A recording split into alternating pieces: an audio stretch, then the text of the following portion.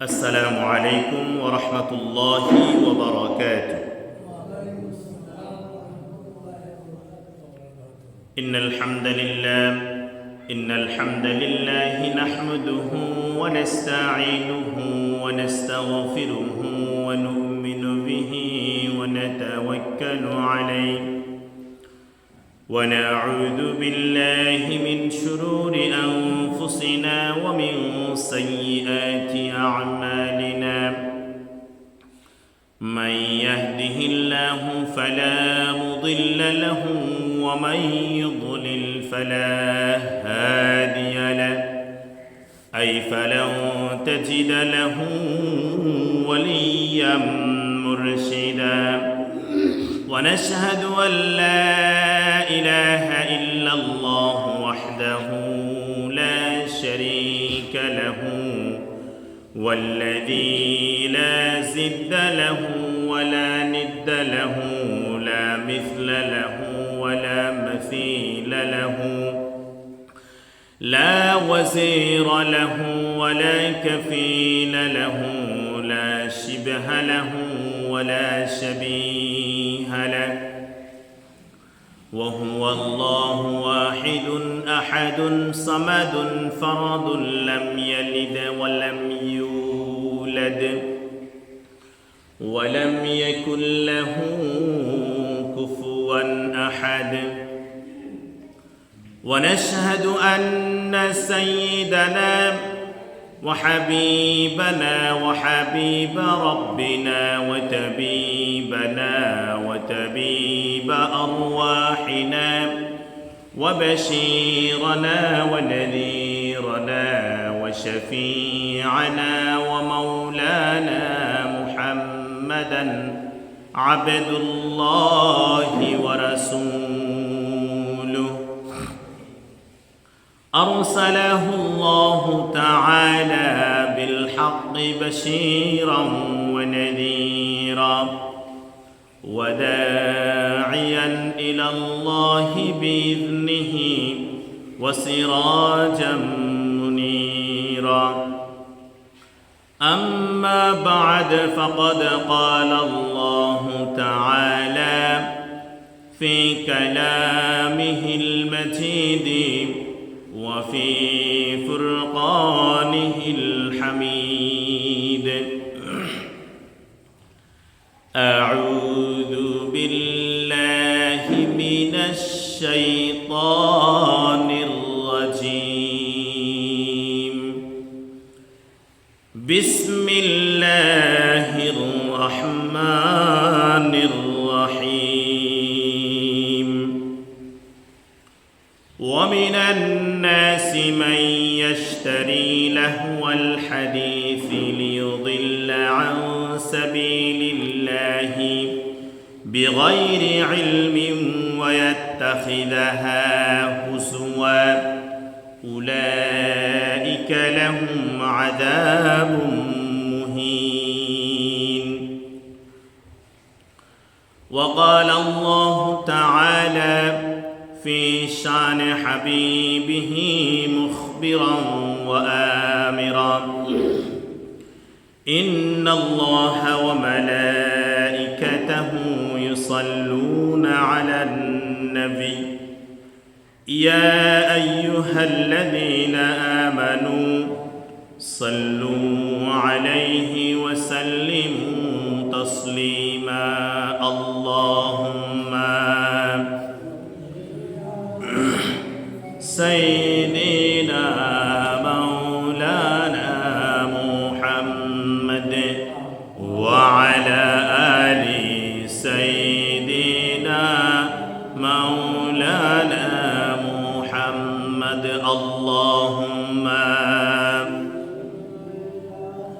سيدنا مولانا محمد وعلى آل سيدنا مولانا محمد. بلغ العلا بكماله كشف الدجى بجماله حسنت جميع وخصاله صلوا عليه وآله ज़मीन व ज़मान तुम्हारे लिए मकीन मकान तुम्हारे लिए चुनीनो चुना तुम्हारे लिए बने दो जहां तुम्हारे लिए बलगल उला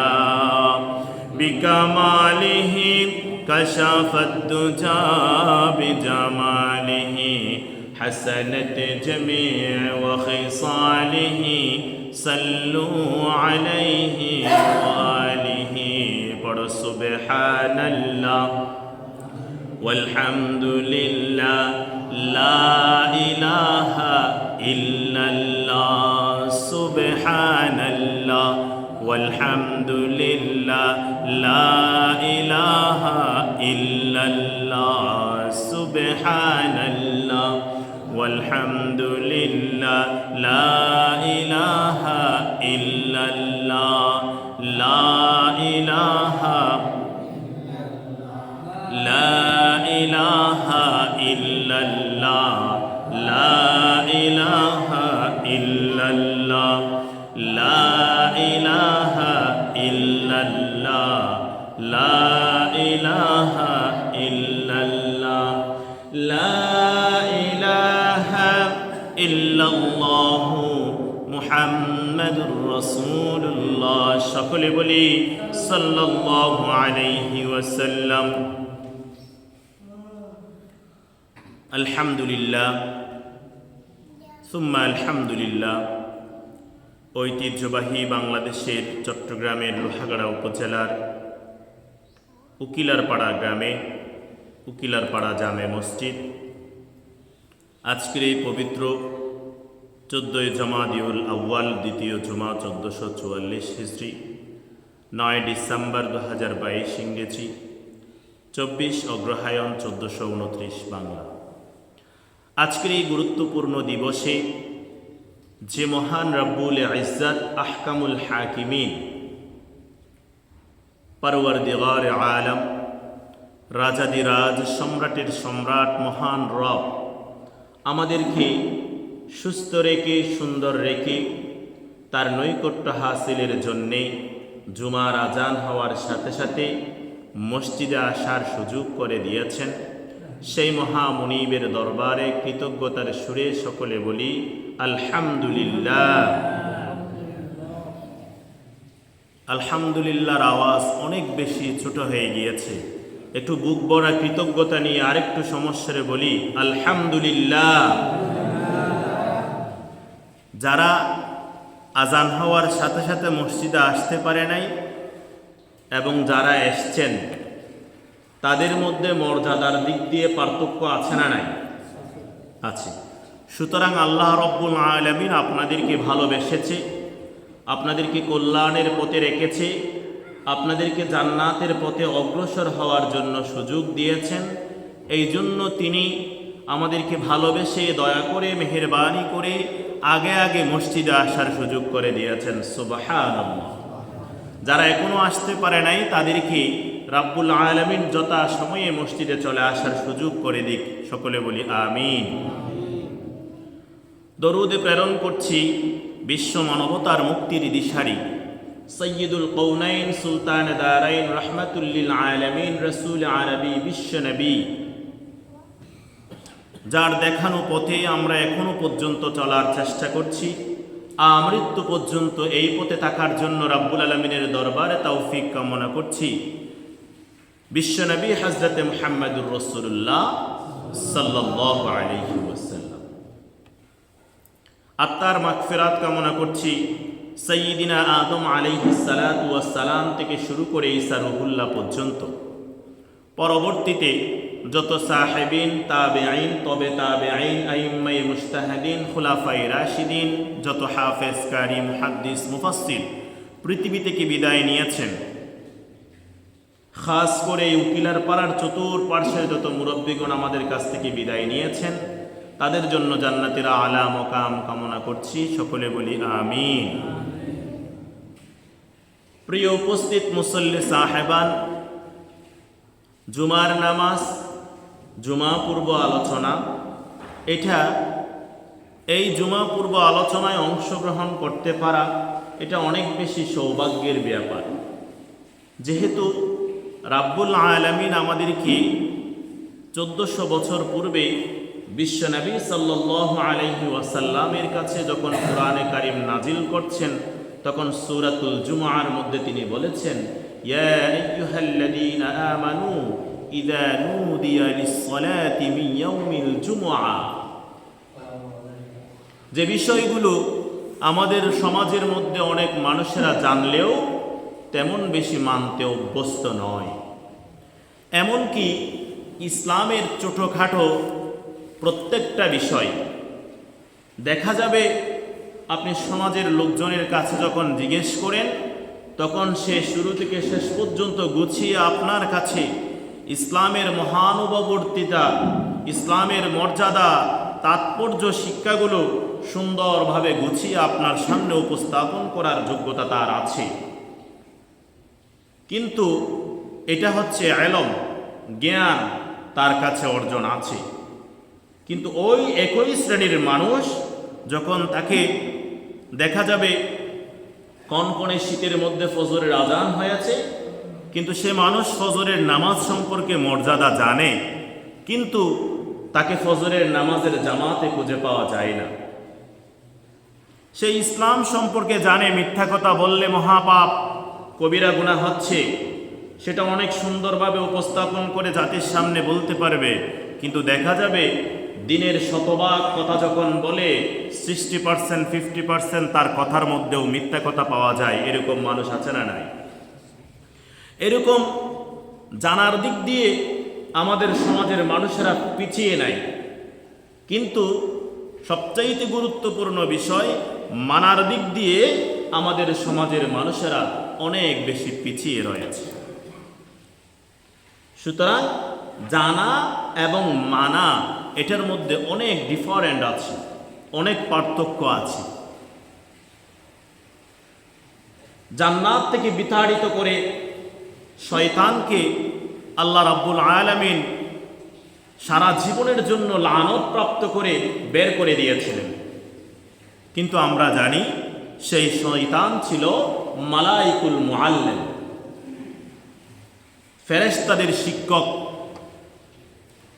ফেরেশতাদেরকে বিভিন্ন জ্ঞান বিজ্ঞান বিভিন্ন বিষয়ে তিনি শিক্ষা দিতেন। আজাজিল সে যখন আল্লাহ তাআলা যখন তাকে হুকুম দিয়েছে, সে হুকুমের অমান্য করাতে সে সাথে সাথে লানত প্রাপ্ত শয়তানে পরিণত হয়ে গিয়েছে, ঠিক কিনা?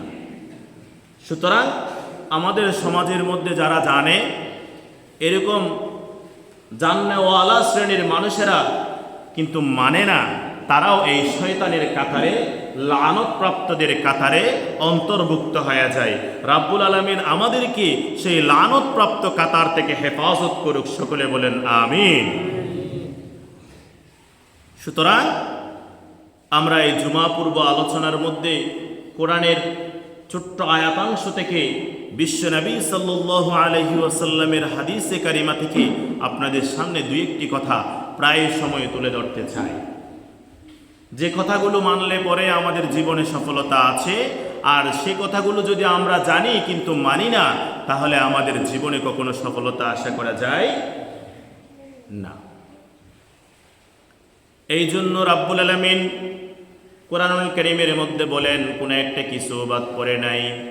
ওয়ানাজ্জালনা আলাইকাল কিতাবা তিবয়ানাল লিকুল্লি শাই। আমি এমন একটা কিতাব তোমাদেরকে নাজিল করেছি, এমন একটা কিতাব তোমাদেরকে দিয়েছি যে কিতাবের ছোটখাটো কোনো বিষয়ও বাদ পড়ে নাই। ওয়ানাজ্জালনা আলাইকাল কিতাবা তিবয়ানাল লিকুল্লি শাইইন ওয়া হুদান ওয়া রাহমাতান ওয়া বুশরা লিল মুসলিমিন। যারা মুসলমান, ইমানদার, মুমিন বান্দা, তাদের জন্য এই কুরআনুল কারীম আল্লাহ রাব্বুল আলামিন পাঠিয়েছেন। কোনো একটা কিছু এই কুরআনুল কারীম থেকে বাদ পড়ে নাই। বিশেষ করে তিনটা বিষয় সংবলিত। এই বাদ পড়ে নাই যে বিষয়গুলো যদি পুঙ্খানুপুঙ্খভাবে বিশ্লেষণ করে আমরা মানার জন্য চেষ্টা করি, তাহলে দেখা যাবে ওয়াহুদাও ওয়া রাহমাতাও ওয়া বুশরা লিল মুসলিমিন, হেদায়েত প্রাপ্ত, রহমত প্রাপ্ত, সুসংবাদ প্রাপ্ত ইমানদার মুসলমানদের অধিকারী আপনি হতে পারবেন। ওয়াহুদাও ওয়া রাহমাতান ওয়া বুশরা, প্রথমে বলা হচ্ছে আপনি হেদায়েতের পথের সন্ধান পাবেন, জান্নাতের পথের সন্ধান পাবেন। যারা আল্লাহকে রাজি খুশি করেছে, সন্তুষ্ট করেছে, তাদের পথের সন্ধান পাবেন। ওয়া রাহমাতান, এবং তিনি আল্লাহ রাব্বুল আলামিনের করুণায়, দয়ায়, মেহেরবানের চাদরে আপনি আবৃত হতে পারবেন।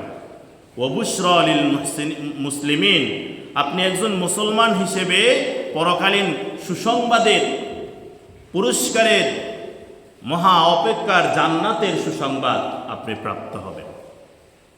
আর যদি যে বিষয়গুলো আমার কাছে সহজ সেগুলো আমি মানার জন্য চেষ্টা করব, আর যে বিষয়গুলো আমার জন্য কঠিন সেগুলো আমি ছেড়ে দিব, ফেলে দিব, বিভিন্ন ধরনের ফতোয়া বের করব, বিভিন্ন ধরনের ফিতনা বের করব আমি না মানার জন্য, তাহলে কাল কিয়ামতের ময়দানে আল্লাহ তাআলা ধরা থেকে বাঁচার কোনো সুযোগ আছেনি। এই জন্য রাব্বুল আলামিন বলেন, ইয়া আইয়ুহাল্লাযীনা আমানু দুখুলু ফিস-সিলমি কাফা, ও হে ঈমানদাররা, তোমরা যারা ঈমান এনেছো, আল্লাহকে বিশ্বাস করো, রাসূলকে বিশ্বাস করো, পরকালীন জবাবদিহিতাকে বিশ্বাস করো, জান্নাত জাহান্নামের কথা তোমাদের জানা আছে, এগুলো তোমরা মানো, বিশ্বাস করো এবং দৃঢ়ভাবে তোমাদের মনের মধ্যে এগুলোকে লালন করো, তাহলে তোমরা পরিপূর্ণভাবে ইসলামের মধ্যে প্রবেশ করার জন্য চেষ্টা করো। একটি বিষয়ও তোমার জীবন থেকে বাদ দেওয়া যাবে না, একটি বিষয়ও তোমার জীবন থেকে ফেলে দেওয়া যাবে না। হালকাভাবে, শৈথিল্যভাবে শরীয়তের শৈথিল্যতা প্রদর্শন করে তোমাকে পালন করার সুযোগ দেওয়া যাচ্ছে না, যেহেতু তুমি পরিপূর্ণভাবে আল্লাহর কাছে সমর্পণ করেছো তোমার জীবনকে। ওয়ালা তাত্তাবিউ খুতুওয়াতিশ শাইতান ইন্নাহু লাকুম আদুউম মুবিন, তোমরা শয়তানের বেড়াজালে পড়ে যেও না, শয়তানের ওয়াসওয়াসায়, কুমন্ত্রণায়, চাকচিক্যতায়, দুনিয়াবি লোভে, বিভিন্ন ধরনের মোহে তোমরা পড়ে যেও না, নিশ্চয়ই তারা তোমাদের প্রকাশ্যে শত্রু। প্রিয় ভাইয়েরা আমার, সূরাতুল লুকমানের 6 নম্বর আয়াত আমি আপনাদের সামনে আলোচনার শুরুতে তিলাওয়াত করার জন্য চেষ্টা করেছি। আরেকবার শুনি। وَمِنَ النَّاسِ مَن يَشْتَرِي لَهْوَ الْحَدِيثِ لِيُضِلَّ عَن سَبِيلِ اللَّهِ بِغَيْرِ عِلْمٍ وَيَتَّخِذَهَا هُزُوًا أُولَئِكَ لَهُمْ عَذَابٌ مُهِينٌ। আমি আগের থেকেই বলে রাখছি, একথা শুধু তাদের জন্য যারা ইসলামকে বিশ্বাস করে, যারা নিজেকে মুসলমান হিসেবে দাবি করে, মুসলমানের জীবনের উপরে নিজেকে অতিবাহিত করার জন্য চেষ্টা করে, শুধু তাদের জন্য এই আয়াতের কথা এবং এই আলোচনা। আর যারা ইসলামকে মানতে চায় না, বুঝতে চায় না, ইসলামী জীবন ব্যবস্থায় পরিচালিত হতে চায় না, তাদের জন্য এই কথার কোনো দরকার নেই। وَمِنَ النَّاسِ مَن يَشْتَرِي لَهْوَ الْحَدِيثِ لِيُضِلَّ عَن سَبِيلِ اللَّهِ, মানুষের মধ্যে এমন এক শ্রেণীর মানুষ আছে,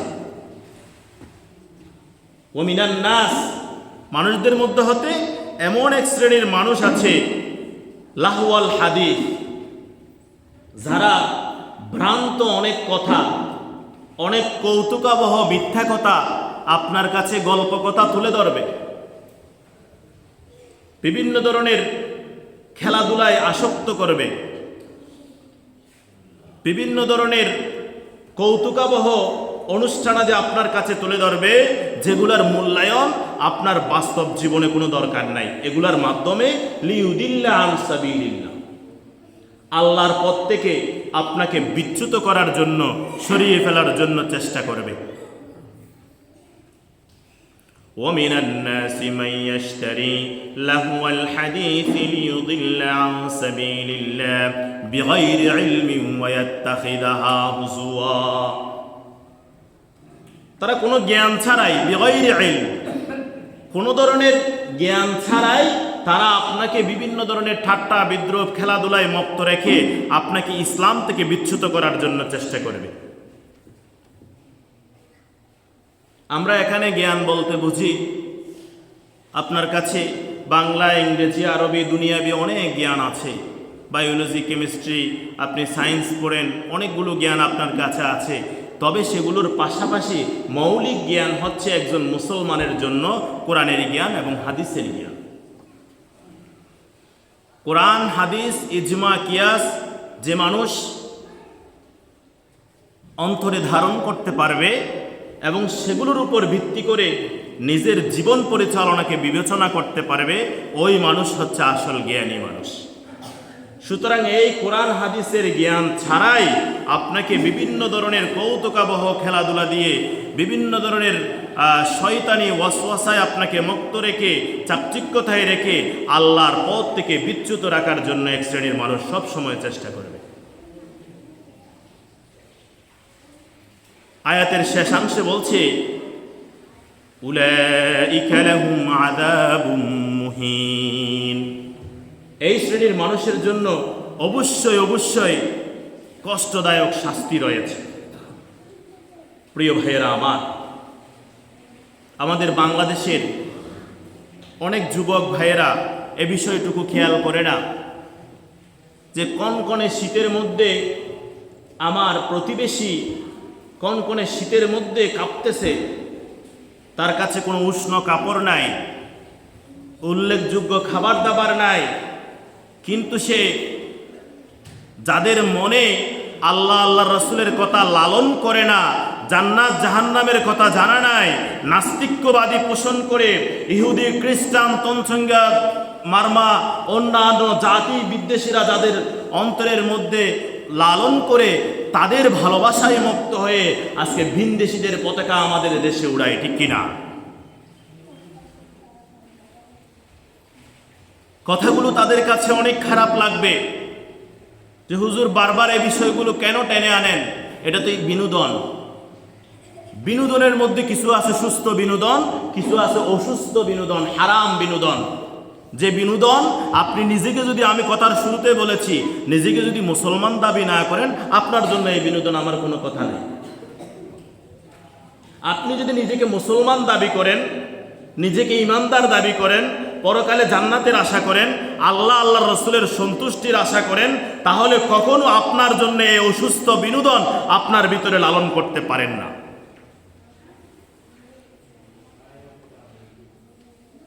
সুতরাং প্রিয় ভাইয়েরা আমার, একটা হচ্ছে আসলি হারাম, আর একটা হচ্ছে শর্তগত দিক দিয়ে হারাম।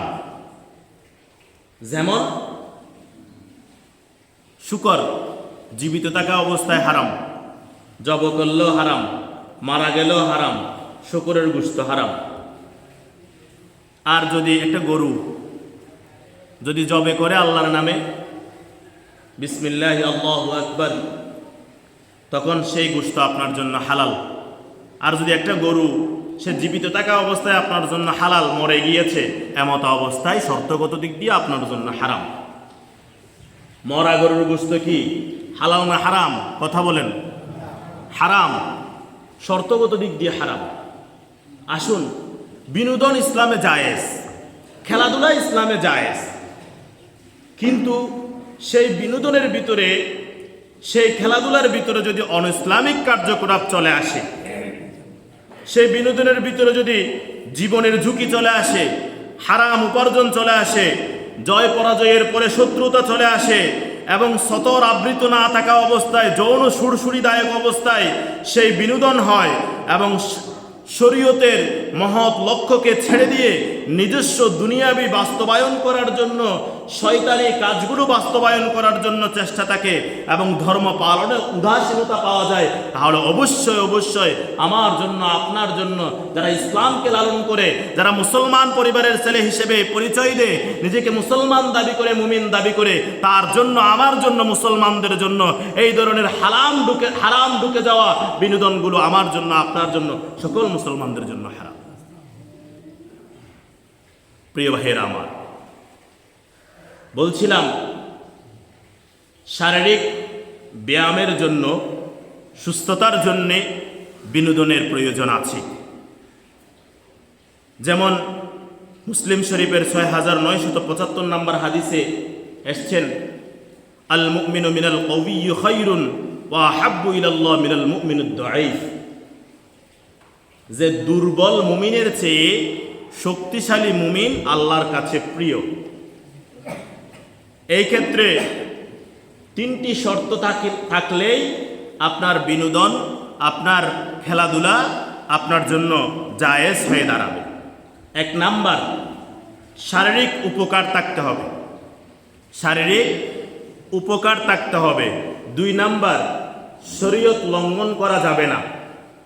3 নাম্বার, বাজি বা আর্থিক কোনো ধরনের ক্ষতি সাধিত হওয়া যাবে না। এখন যে পতাকাগুলো উড্ডয়ন করা হচ্ছে, এবং যতটা বেশি না আর্জেন্টিনা, ব্রাজিলে তাদের দেশের মধ্যে সেই উন্মাদনা পাগলামি নাই, তার চেয়ে বেশি আমাদের দেশে উন্মাদনা পাগলামি, মারামারি, রক্তপাত, এগুলো আমাদের দেশে হচ্ছে কি হচ্ছে না? সেদিন দেখা গেল এক বন্ধু আরেক বন্ধুকে ছুরি মারি ফেলছে, আর্জেন্টিনা সমর্থক, ক্লাস 9-এর একটা ছেলে। কি আছে আপনার কাছে? কি লাভবান হয়েছেন আপনি? বাবাটা সন্তান হারা হয়েছে, মাটা ছেলে হারা হয়েছে, কি লাভবান হয়েছে? পতাকা উড্ডয়ন করতে গিয়ে কয়েকটা সংবাদ দেখেছি বিদ্যুৎ পৃষ্ঠে হয়ে মারা গিয়েছে। তারপরে কাল তো জাহান্নাম ছাড়া আর কিছুই নাই, সে কি জন্য মারা গিয়েছে?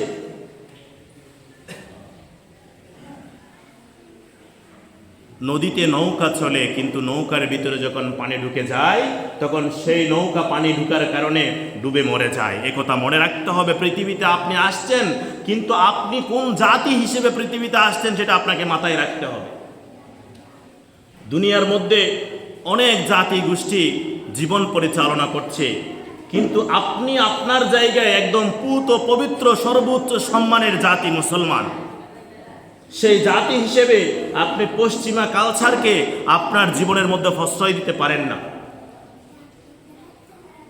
সাধারণ জ্ঞান হিসেবে আপনি জানতে পারেন কে কাকে কয়টা গোল দিয়েছে, সাধারণ জ্ঞান হিসেবে আপনি জানতে পারেন, এমনি জেনে নিতে পারেন, যেই কারণে আপনাকে পরীক্ষার মধ্যে প্রশ্ন আসতে পারে, অথবা বিভিন্ন ধরনের চাকরি বাকরিতে প্রশ্ন আসতে পারে, অথবা বিভিন্ন জায়গায় বিভিন্ন ব্যবস্থাপনায় আপনাকে কথা বলতে হবে, সেই ব্যাপারে আপনি জানতে পারেন। কিন্তু বসে বসে আপনার গুরুত্বপূর্ণ 90 মিনিট সময় তো আর আপনি নষ্ট করতে পারেন না। উন্মাদনা হয়ে আপনি আপনার জীবনকে তো ধ্বংস করে দিতে পারেন না। আপনি আপনার পাশের ভাইয়ের সাথে ঝগড়াঝাটিতে লিপ্ত হতে পারেন না, মারামারি করতে পারেন না।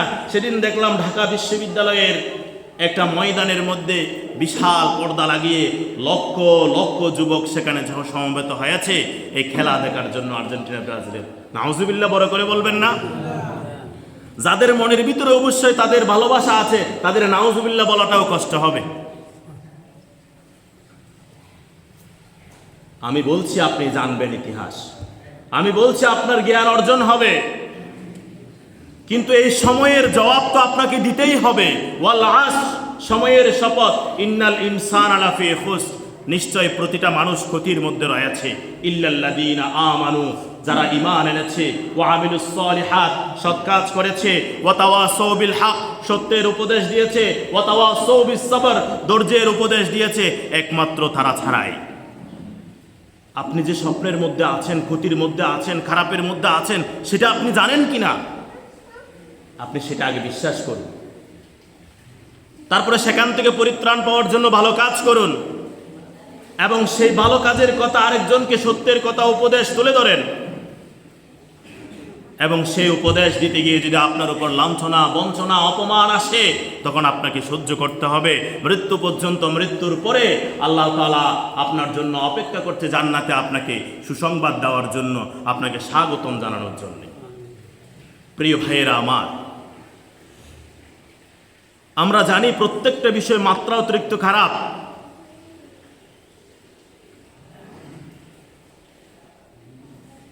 প্রত্যেকটা বিষয়। একজন বড় বুজুর্গকে জিজ্ঞেস করেছে যে আপনি আমাকে বিষের পরিচয় দেন। বিষ কি? যেটা খেলে যে মানুষ মারা যায়, যেটা খেলে বিভিন্ন কীটপতঙ্গ, পশু পাখি মারা যায়, বিষ, আমরা সেটাকে বুঝি না। তখন তিনি এই বিষের সংজ্ঞা দিতে গিয়ে বলেছেন, প্রত্যেকটা মাত্রাতিরিক্ত জিনিস আপনার জন্য বিষ। একটা গ্লাসের মধ্যে যখন এক জগ পরিমাণ পানি ঢালবেন, সে এক গ্লাস পানি ভর্তি হওয়ার পরে বাকি পানি সব পড়ে যাবে। আপনার যতটুকু খাওয়ার যোগ্যতা আছে, আপনার পেটে যতটুকু জায়গা আছে, তার চাইতে বেশি খাওয়াটাই আপনার জন্য বিষ। যতটুকু ঘুম আপনার প্রয়োজন, তার চাইতে বেশি ঘুমানোটাই আপনার জন্য বিষ। যতটুকু বিনোদন গ্রহণ করাটা আপনার প্রয়োজন, তার চাইতে বেশি বিনোদন গ্রহণ করাটাই আপনার জন্য বিষ।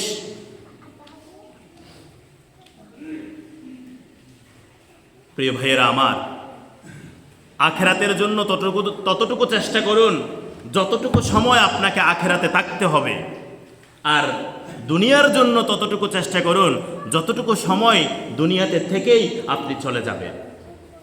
আমরা তো জানি বিশাল সাগর, মহাসাগরের অতল পানির মধ্যে একটা সুইচ একটু ডুবিয়ে তুললেই এক ফোঁটা পানি সূচের সাথে উঠবে। সেই এক ফোঁটা পানি হচ্ছে আপনার দুনিয়ার জীবন। আর অসংখ্য সীমানা ছাড়া যে পানি সমুদ্রের মধ্যে আছে, সেটাই হচ্ছে আপনার পরকালীন জীবন। সুবহানাল্লাহ। সুতরাং আপনি কি চিন্তা করেছেন ততটুকু ইবাদত, ততটুকু পরকালীন সামান, ততটুকু আখিরাতের জন্য আপনি তৈরি হতে পেরেছেন কিনা? নিজেকে নিজে প্রশ্ন করুন।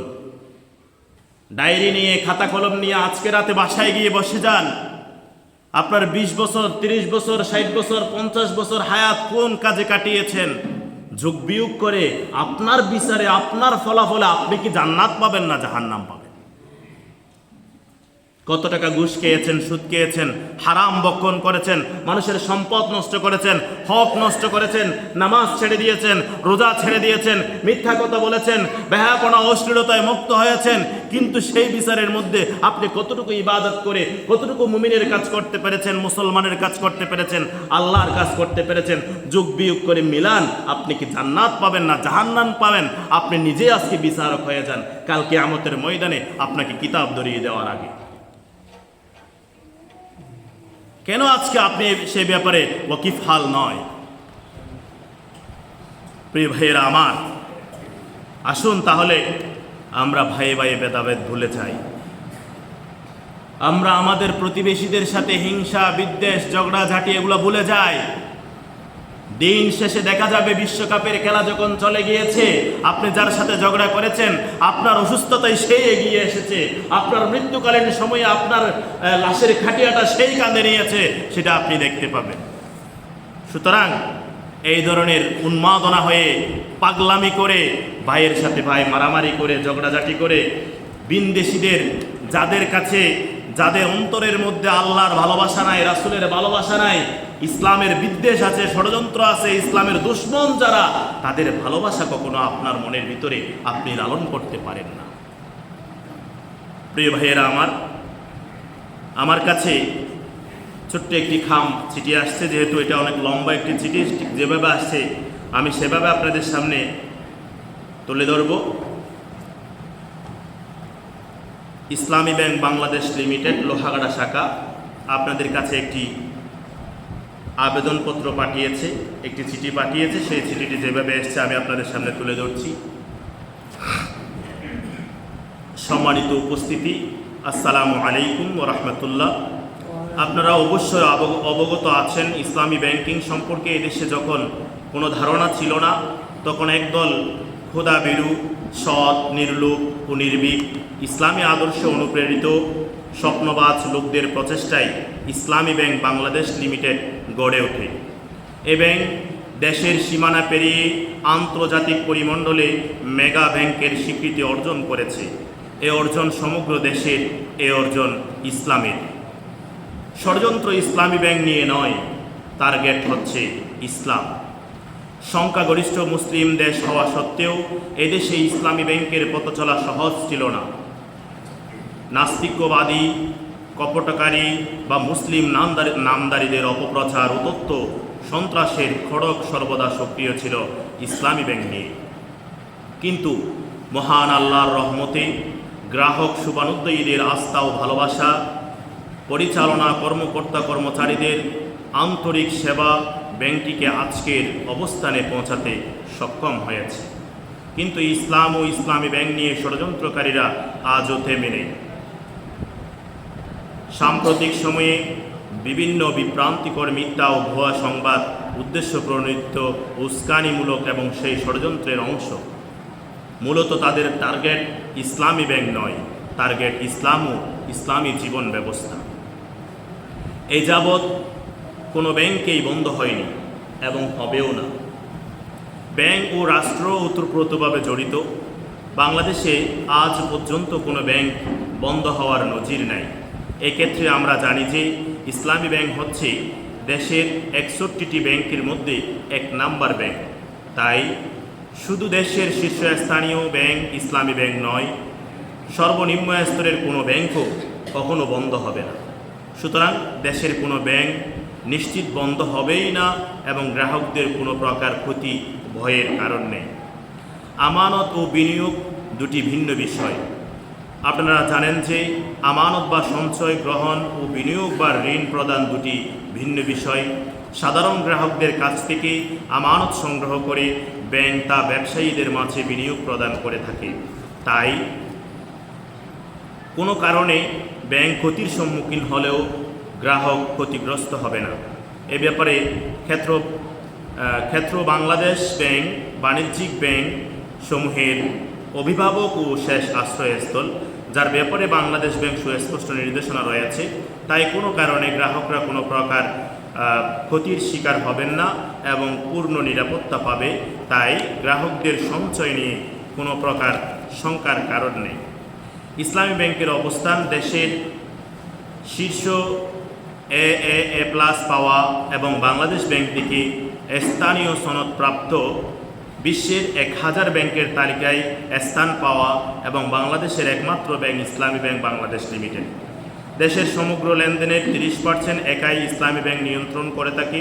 সমগ্র দেশে প্রায় 2 কোটি গ্রাহক রয়েছে এবং 20,000 কর্মচারী কর্মকর্তা রয়েছে। তাই ব্যাংকের শিকড় অনেক গভীরে। এটি দেশের ব্যাংকিং খাতের মেরুদণ্ড। ইসলামী ব্যাংক শুধুমাত্র ব্যাংকিং কার্যক্রম পরিচালনা করে না, বিভিন্ন আর্থসামাজিক উন্নয়নমূলক কর্মসূচি পালন করে থাকে। তার মধ্যে চিকিৎসা সেবার লক্ষ্যে হাসপাতাল, মেডিকেল কলেজ, হাসপাতাল, শিক্ষা কার্যক্রম পরিচালনা, কলেজ বিশ্ববিদ্যালয় প্রতিষ্ঠা ও দুস্থ অসহায়দের মাঝে ক্ষুদ্র ঋণ, নানামুখী কল্যাণজনক কার্যক্রম পরিচালনা করে আসছে। আপনারা আরও জানেন যে ইসলামী ব্যাংক ব্যাংকিং খাতে, ব্যাংকিং জগতে ইসলামী পরিবেশ ও দুর্নীতিমুক্ত স্বচ্ছ পরিবেশ নিশ্চিত করেছে। সাম্প্রতিক মিথ্যাচার ও তার ব্যাখ্যা। সম্প্রতি সময়ে মিডিয়ায় আলোচিত এস আলম ও নাবিল গ্রুপ নিয়ে আমাদের বক্তব্য হলো, তারা দেশের শীর্ষস্থানীয় শিল্প বাণিজ্যিক প্রতিষ্ঠান। এই গ্রুপের মূলধন লক্ষ হাজার কোটি টাকা। তাই ইসলামী ব্যাংকের নিয়মিত দীর্ঘদিনের পরীক্ষিত বিনিয়োগী গ্রাহক। সব ধরনের নিয়ম মেনেই তারা ইসলামী ব্যাংক থেকে বিনিয়োগ সুবিধা গ্রহণ করে আসছে। এই গ্রুপের নামে কোনো মন্দ ঋণ যেমন নেই, তেমনি আইনি কোনো অভিযোগও নেই। এমনকি তাদের কেউ পলাতকও নয়। তাই এসব প্রতিষ্ঠানকে বিনিয়োগ প্রদান ব্যাংকের স্বাভাবিক কার্যক্রমের অংশ। নতুন সংকটের দিকে গ্রাহক। মিথ্যা ও বিভ্রান্তিকর সংবাদের ফলে গ্রাহকরা নতুন সংকটের দিকে এগুচ্ছে।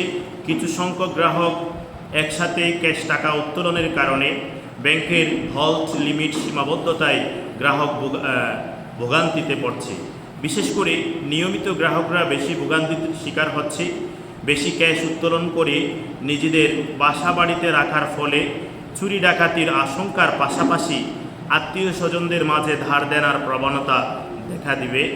কেউ কেউ বেশি দামে যত্রতত্র জায়গা জমি কিনে জালিয়াতির কবলে পড়বে, আবার কেউ কেউ অধিক দামে স্বর্ণালঙ্কার কিনে বিপাকে পড়বে। যারা ক্যাশ টাকা সংরক্ষণ করবে তাদের কারণে দেশে ক্যাশ টাকার কৃত্রিম সংকট তৈরি হলে সাম্প্রতিক সময়ে ভারতের কেন্দ্রীয় ব্যাংকের মতো বাংলাদেশ ব্যাংকেও 500-1000 মূল্যমানের নোট বাতিল করার সংখ্যা উড়িয়ে দেওয়া যায় না।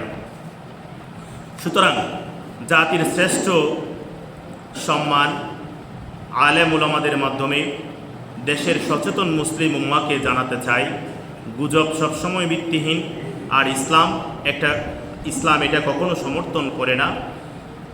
আরও মনে রাখতে হবে, এই অপপ্রচার টার্গেট আপাতত ইসলামী ব্যাংক হলেও পরোক্ষভাবে ইসলামী অর্থনীতি ধ্বংস করাই মূল লক্ষ্য। যারা ইসলামী অর্থনীতি ও ইসলামী জীবন ব্যবস্থাকে সহ্য করতে পারে না, তারা এই ষড়যন্ত্রের মূল হোতা, যা ইতিমধ্যে দেশপ্রেমিক সচেতন জনগণ বুঝতে সক্ষম হয়েছে এবং দেশের ব্যাংকিং খাতের অভিভাবক প্রতিষ্ঠান বাংলাদেশ ব্যাংকের স্পষ্ট বিবৃতি নির্দেশনায় উঠে এসেছে এবং ইসলামী ব্যাংকের উপর আস্থা রাখার জন্য তাগিদ দেওয়া হয়েছে। তাই বৃহত্তর স্বার্থে জাতিকে সুদ থেকে বাঁচাতে, ইসলামী অর্থনীতিকে বাঁচাতে, তাই ইসলামী ব্যাংক নিয়ে সব ধরনের গুজব থেকে জাতিকে উদ্বুদ্ধ করতে আপনাদের সহযোগিতা একান্ত কামনা করেছেন মোহাম্মদ হারুনুর রশিদ, এবিপি, শাখা প্রধান, লোহাগাড়া ব্রাঞ্চ, ইসলামী ব্যাংক। প্রিয় ভাইয়েরা, আমরা ইসলামী ব্যাংক থেকে আসা একটি চিঠি শুনেছি। আপনারা যার যার জ্ঞানের আলোকে এই চিঠি বিবেচনা করবেন। তবে সবচেয়ে গুরুত্বপূর্ণ কথা হচ্ছে, আমি আলোচনার মাঝখানে বলেছি, ওয়ানাজ্জালনা আলাইকাল কিতাবা তিবিয়ানাল লিকুল্লি শাই। ওয়ানাজ্জালনা, আল্লাহ তাআলা আপনাদের উপরে নাজিল করেছেন, প্রেরণ করেছেন এমন একটি কিতাব, ওয়ানাজ্জালনা আলাইকাল কিতাব তিবিয়ানাল লিকুল্লি শাই, যে কিতাবের মধ্যে ছোট থেকে ছোটতর, বড় থেকে বড়তর কোনো বিষয় বাদ পড়ে নাই। সুতরাং ইসলামী অর্থ ব্যবস্থা এটা কোরআন এবং হাদিসের সমন্বয়ে ইসলামী ব্যাংক প্রতিষ্ঠিত হয়েছে। আপনি ছোট মানুষ হিসেবে সমাজের মধ্যে আপনার আশপাশের লোকজন ষড়যন্ত্র করে, এদেশে এমন একটা বিষয় আছে যে আমার সমাজে আমার পাশের লোক কেমনে আরেকটু উন্নতি হয়, কেমনে আরেকটু কাজ হয়, সেটা পাশের বাড়ির লোকজনের সহ্য হয় না। ইসলামী ব্যাংক বিশাল একটা প্রতিষ্ঠান হওয়াতে আরও বড় বড় প্রতিষ্ঠান তার বিরুদ্ধে লেগেছে, এটা আমরা সবাই জানি। অনেকে বলে, হুজুর অন্যান্য ব্যাংকদের মতো ইসলামী ব্যাংকেও সুদ রয়েছে, তারাও বাংলাদেশ ব্যাংক থেকে সরাসরি পরিচালিত হয়। আমি বলি যে আল্লামা আমাদের সাবেক বাইতুল শরীফের মরহুম পীর সাহেব আব্দুল জব্বার শাহ হুজুরের কাছে একটা প্রশ্ন করেছেন, হুজুর তারা একটু ঘুরাই ফিরাই খায়, তাদেরটা সুদ হবে না কেমনে? তাহলে তিনি একটা উদাহরণ দিয়েছিলেন, অপরিচিত বেগানা একজন নারী পথ দিয়ে যখন হেঁটে যায়, তখন তাকে নিয়ে এসে আপনার বাড়িতে সংসার করা আপনার জন্য এটা ধর্ষণ, এটা নাজায়েজ, এটা জেনা, এটা হারাম। যখন আপনি ওই মেয়ের পরিচয় পাওয়ার সাথে সাথে তার অভিভাবকের সন্ধান খুঁজবেন, অভিভাবকের সাথে কথা বলে একটা বিয়ের পরিকল্পনা করে একটা মাহার ঠিক করে নির্দিষ্ট মাহারের মাধ্যমে দুইজন মুসলিমাইন, হুররিয়াইন, বালেগাইন, শাহেদাইন, দুজন মানুষকে সাক্ষী রেখে তারা স্বাধীন বালেগ, স্বাধীন মুসলমান, এরকম শরিয়া ভিত্তিকভাবে যখন আগদা নিকাহ করে ওই মেয়েকে বাসায় নিয়ে এসে আপনি সংসার করবেন, তখন ওই মেয়ে আপনার জন্য জায়েজ। সরাসরি নিয়ে আসা এটা হারাম। বিয়ের যে শরিয়া ভিত্তিক পদ্ধতিগুলো আছে সেগুলো করে নিয়ে আসা আপনার জন্য জায়েজ। সেম ইসলামী ব্যাংক আপনাকে যে বিষয়গুলো জায়েজ করার জন্য শরিয়া কাউন্সিল করে, শরিয়া একটা বোর্ড করে, আলেম ওলামাদের মতামতের ভিত্তিতে আপনার টাকাগুলো যাতে সুদ না হয়, আপনার টাকাগুলো যাতে অনইসলামিকভাবে পরিচালিত না হয়, সেভাবে তারা সবসময় সেই চেষ্টায় আছে।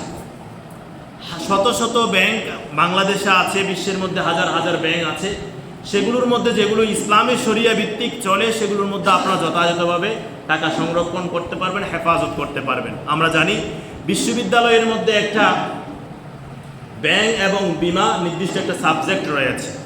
যারা অবশ্যই পড়াশোনা করেছেন তারা জানেন যে বাংলাদেশের মানুষ সমবায় সমিতি, এমএলএম এবং ইন্স্যুরেন্স এবং ব্যাংক 4টা পদ্ধতিতে টাকা সংরক্ষণ করে। তো সমবায় সমিতিতে এটা সরকারি আপনার অনুমোদিত থাকলেও অনেক সময় বিপদ ঘটে, আর এমএলএম এটার কোনো ভিত্তিই তো নাই, আমি সেটা বলি। আর ইন্স্যুরেন্সের ক্ষেত্রে এটাও নির্দিষ্ট একটা নিয়মতান্ত্রিকভাবে চলে সরকারি পন্থায়, আর ব্যাংক এটাও একটা নিয়মতান্ত্রিকভাবে চলে। তবে সবচেয়ে বেশি আপনার জন্য নিরাপদ হচ্ছে ব্যাংকের মধ্যে টাকাগুলো জমা রাখা। ইতিমধ্যে আমরা দেখেছি যে বিভিন্ন ধরনের গুজবে সমস্যার কারণে টাকা পয়সা তুলে হঠাৎ ডাকাতের আক্রমণের শিকার হয়েছে অনেক। একটা মেয়ে সেদিন দেখলাম প্রাণ দিয়েছে, ব্যাংক থেকে টাকা তুলেছে, সাথে সাথে পথে এসে ডাকাতের হামলার শিকার হয়েছে। তো যাই হোক, বিভিন্ন ধরনের কথাবার্তা শুনেও আজকে এই পর্যন্ত, আজকের দিনেও ইসলামী ব্যাংক বাংলাদেশের মধ্যে সর্বোচ্চ ব্যাংকিং ব্যবস্থায় আছে। 61টা ব্যাংকের মধ্যে এখনও পর্যন্ত ইসলামী ব্যাংক সর্বোচ্চ পর্যায়ে। তো যারা ষড়যন্ত্র করছে তাদের সেই ষড়যন্ত্রগুলো আপনাদেরকে বুঝতে হবে, এবং আমরা চাই আমাদের টাকা পয়সাগুলো যাতে অপবিত্র না হোক, সুদ যুক্ত না হোক, সুদ মুক্ত থাকুক, সেদিকে খেয়াল করে আমরা আমাদের টাকা পয়সাগুলোকে, ধনসম্পদগুলোকে হেফাজত করার জন্য চেষ্টা করব। আল্লাহ রাব্বুল আলামিন এতক্ষণ পর্যন্ত যা আলোচনা হয়েছে আমরা সবাইকে পুঙ্খানুপুঙ্খভাবে বিশ্লেষণ করে নিজের জীবনে বাস্তবায়ন করার তৌফিক দান করে। সকলে বলেন আমিন। ওমা তৌফিক ইল্লা বিল্লাহ। আসসালামু আলাইকুম ওয়া রাহমাতুল্লাহ। যারা সুন্নাত আদায় করেন নাই 4 রাকাত সুন্নাত পড়ে নেন।